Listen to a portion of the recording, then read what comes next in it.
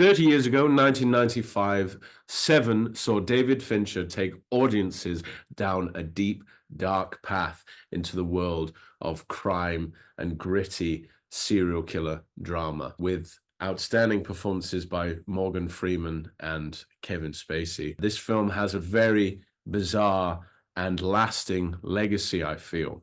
The film is often considered one of the best ever made. I know that our producer ranks it very highly in his own cinematic list, I guess. There's probably a better word for that. But I find this film very interesting, and the fact that it is 30 years and therefore it has cemented itself into storytelling landscape. I think it really does push the boundary. I have a huge problem with people who talk about thriller and horror movies separately, as I do believe that they are not separate entities, but they are instead almost twins. And I find that this film very much skirts the line between the two.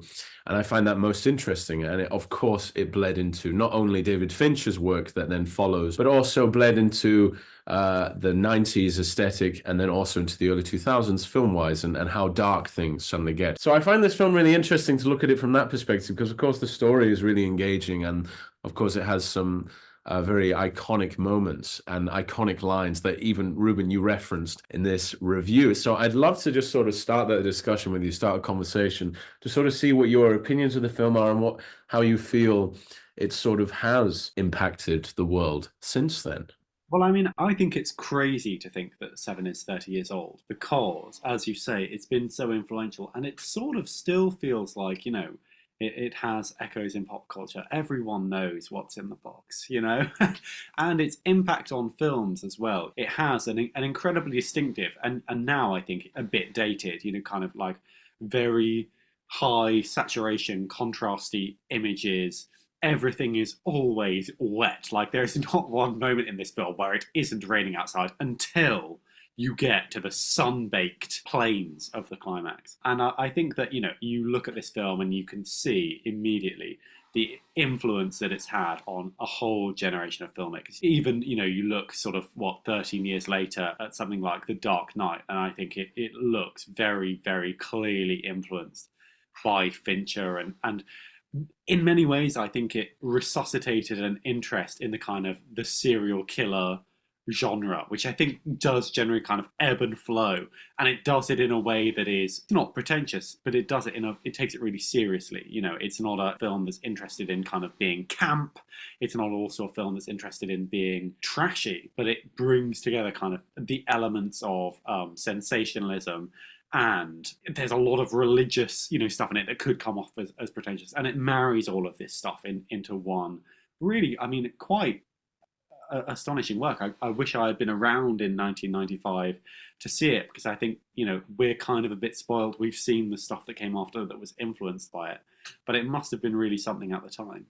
Yeah, I find that you made a good point about mentioning about The Dark Knight. I find that even the Matt Reeves, the Batman, has echoes of not only this, but Fincher's Zodiac as well. But then again, this was seemingly the push in that direction of far more graphic promotion of violence, and just it has a beautiful. Well, can you say beautiful production and makeup design? I guess you could. Yeah, in just how effective it really is, and the sort of nature of the beast. I sort of watched a retrospective of the Monster the Dharma series that came out a few years back, and I actually watched that series when it was on, and I know that series is very exploitative, and even though based on real life, it's sort of like art imitating life, imitating art, imitating this. It's sort of like several layers, because of course the crimes of John Doe in Seven are echoes of real life killers, probably also Dahmer and his own victims as well. But then the aesthetics of the TV show are so closely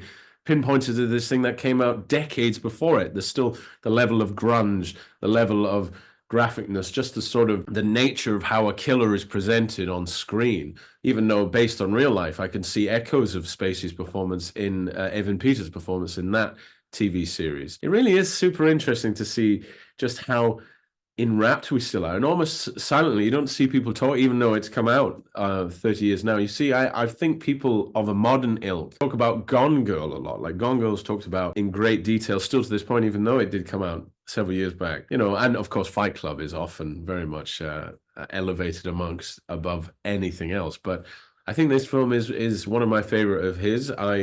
I really did enjoy it when I watched it several years back now. I just decided to watch it one day. It was one of those things that I always see it because when I was a kid, I used to adore the idea of the top 250 films on IMDb. And I was like, one day I'll have watched all these films. And it was always there, and the poster was very vivid. And I was like, gosh, I'm too young to watch that now. But then eventually I was like, one day I was like, now I'm old enough. I'm over 18. The 18 rating can't get me. So I'll sit down and watch it, and I was really engaged. I often have a problem with Brad Pitt's performances. I'm not a huge fan of his as an actor, but I think he does relatively well. I think it's a little over the top in some places, and I do think he pales in comparison to Gwyneth Paltrow, Morgan Freeman, and of course Kevin Spacey, who we must say obviously has done alleged terrible things and now known by public consciousness, and it obviously puts an interesting shadow over this film because he plays quite a terrible person. And it's very interesting to just try and go back to watch that film in certain lights of those things, in certain lights of these several actors being in public consciousness. However, returning back to the film just as a piece of art as itself, I find that even though I do think Brad Pitt is less good than the others do sort of elevate his performance as well. The relationship between him and Morgan Freeman is actually really quite palpable. I think that's a really interesting thing. It sort of takes that trope of the grizzled detective and the young yuppie. It's very sort of seems very cliche, but also done in a relatively nuanced way. And maybe just because the two actors did have really honestly believable chemistry. Yeah. And so I think that's a really interesting thing that I think sometimes some of these darker stories fail to delve on, is that we don't really see the effect that John Doe's characters have on his victims, because the victims are specifically losers and loners and sort of separate until the very famous, what's in the box. Through those two main characters, we do really see the effect of the serial killer's killings. And that's obviously, I think, what something in more nuanced portrayals of murderers in modern film do, is a sort of a bit more approach to impact. I think that's a very interesting development since then, because I think that's very impactful. I think the Dharma series is very interesting. I know it's incredibly controversial, but it sort of does half and half. Half of the series is more about the impact, whereas half is about the gratuity of his murders. And sorry to fixate on that one, but it's just something that's a bit fresh in my mind. Because, of course, Fincher also did Manhunter, which is obviously similar in its depiction of the iconic serial killers. And I hate to use that word iconic, because that's sort of what John Doe is and what these characters then become when fictionalizing these real serial killers. And I actually think that's probably a negative echo of this film, or a negative reverberation of what it is, because I think there is still that fixation. And you said serial killers ebb and flow, but this really does have a fixation. There's a fixation on the sort of Jesus imagery of John Doe coming into the police precinct. I don't know how to feel about that, but so I'd love to hear your opinions on that. Yeah, no, I mean, I think it is interesting. Do you know what? I think the worst legacy of this film, if we're really getting into it, is the horrendous trend of putting numbers into titles. Se7en has given birth to Fant Forstick for Mithrigan. There was, I believe, a proposed sequel at one point, which would have been called 8.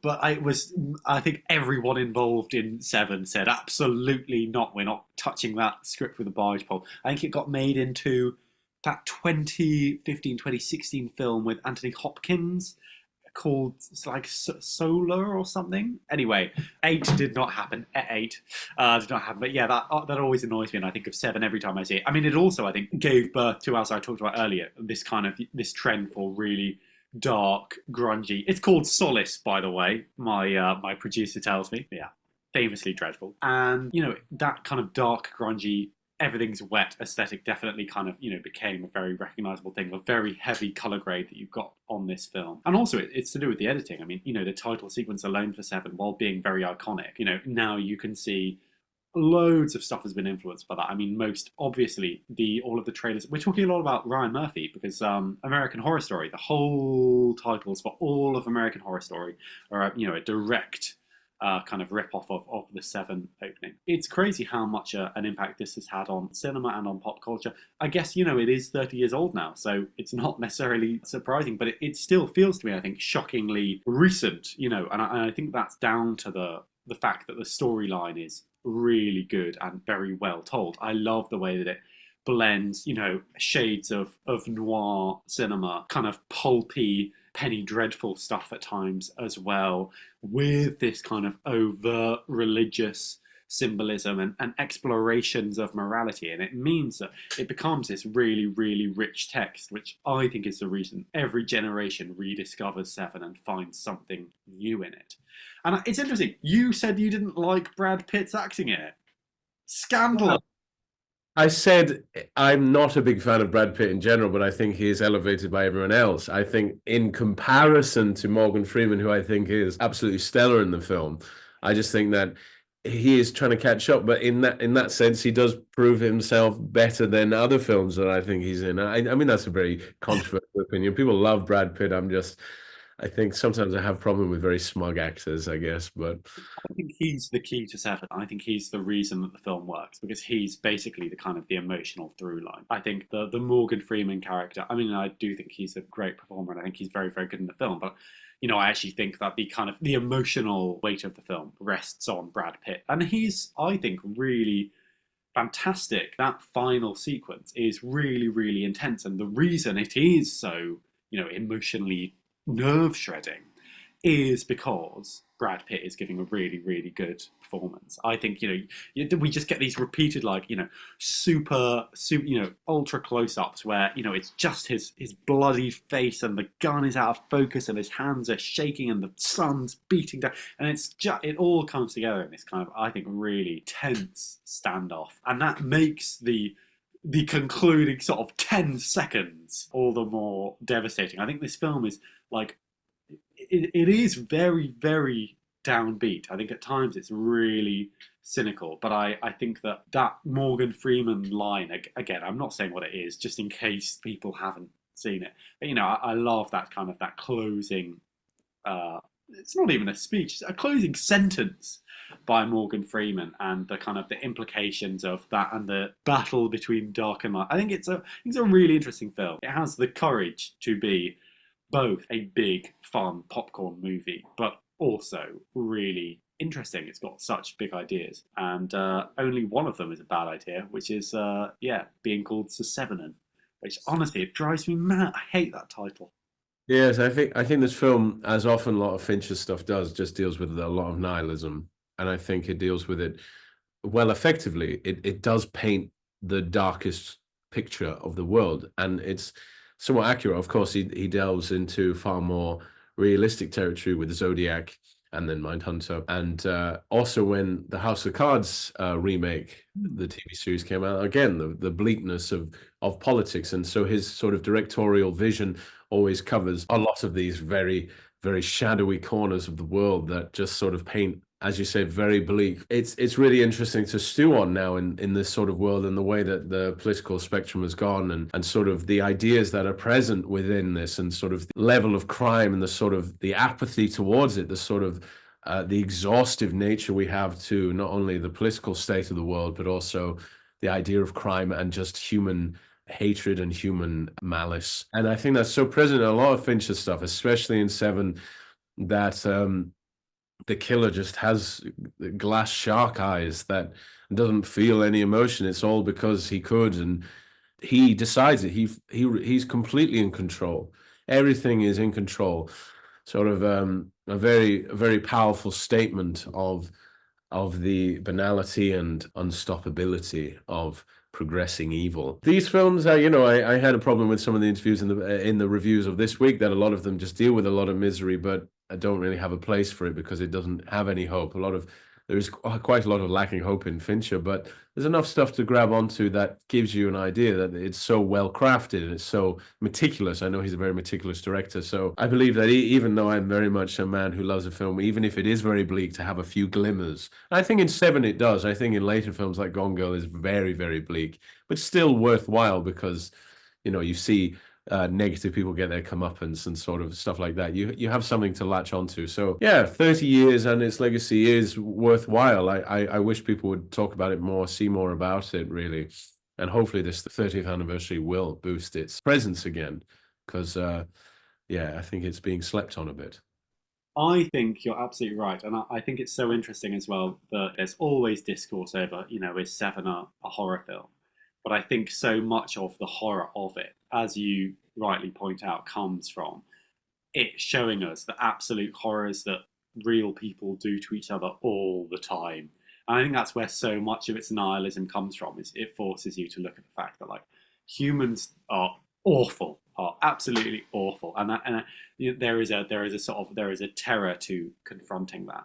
That I think is hugely important to it enduring for 30 years. This has had a big re-release. Lots of people have gone and seen it. And that, I think, is because it really speaks to us. It feels as relevant now as it did in 1995, I'm sure. We are never, ever getting away from human beings being these very, very complicated and often awful creatures. And I think we will be, for that reason, talking about Seven in another 30 years. This is, I think, surely going to be secure in its place in the cinematic canon.